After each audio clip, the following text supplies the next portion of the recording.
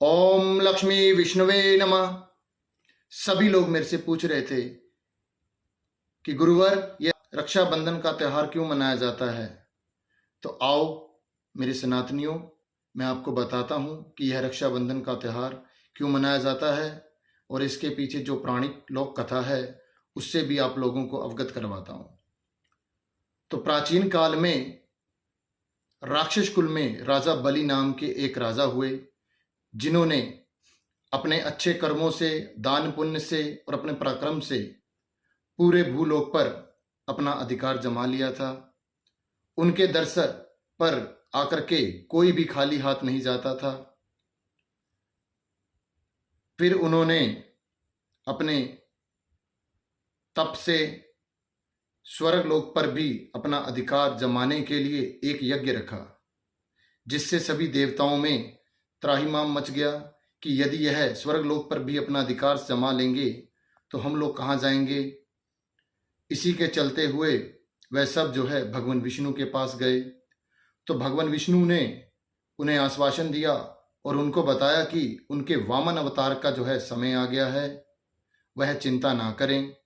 भगवान विष्णु ने एक छोटे से ब्राह्मण का रूप धारण करके जहां पर राजा बलि का यज्ञ हो रहा था वहां पर गए और वहां पे भगवान विष्णु ने राजन से कहा कि हे राजन, आपके द्वार पर मैं कुछ मांगने आया हूं, क्या आप मुझे देंगे।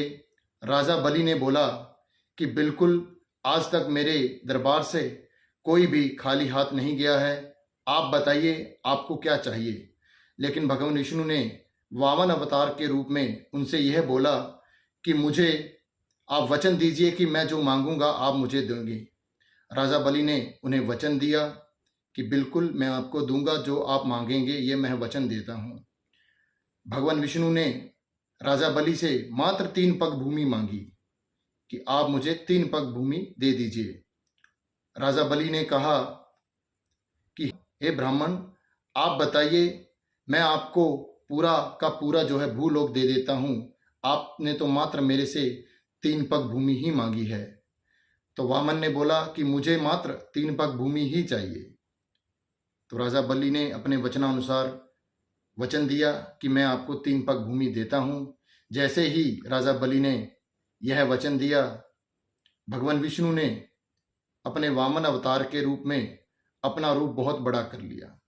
उन्होंने अपने पहले पग में पूरे के पूरे आकाश को माप लिया, दूसरे पग में पूरी के पूरी भूलोक को माप लिया और फिर प्रभु ने कहा कि बताओ, आपका वचन तो अधूरा रह गया, मैं अपना तीसरा पग कहाँ रखूं। तो राजा बलि ने कहा कि मैंने अपना दिया हुआ वचन जो है वह झूठा नहीं जाएगा, आप अपना तीसरा पग जो है मेरे ऊपर रखें। तो प्रभु ने अपना तीसरा पग जो है राजा बलि के ऊपर रखा। तत्पश्चात पताल लोक में निवास करके राजा बलि ने भगवान विष्णु की आराधना की। उनकी तपस्या से प्रसन्न होकर के भगवान विष्णु ने उन्हें दर्शन दिए और उनसे कहा कि बताइए राजन, आपकी क्या इच्छा है। राजा बलि ने उन्हें यह कहा कि हे भगवान, मुझे कुछ नहीं चाहिए, मैं मात्र आपकी सेवा करना चाहता हूं और यह चाहता हूं कि आप मेरे पास रहें। भगवान विष्णु ने उन्हें आशीर्वाद दिया और उनके पास ही जो है विराज्यमान रहे। इसके बाद माता लक्ष्मी जो है परेशान हो गई और यह परेशानी का कारक लेकर के वह देवादिदेव महादेव के पास गई। देवादिदेव महादेव ने उन्हें इस समस्या से निकलने के लिए एक युक्ति बताई। फिर माँ लक्ष्मी जो है नाग कन्या का रूप धारण करके पाताल लोक में राजा बलि के पास गए और उन्होंने उनसे जो है अपनी रक्षा के लिए प्रार्थना की।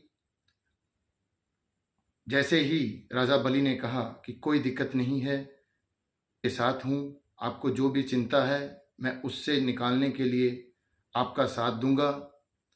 तत्पश्चात माता लक्ष्मी ने उनके हाथ में कलावा बांध करके उन्हें अपना भ्राता बनाया और उन्होंने राजा बलि ने कहा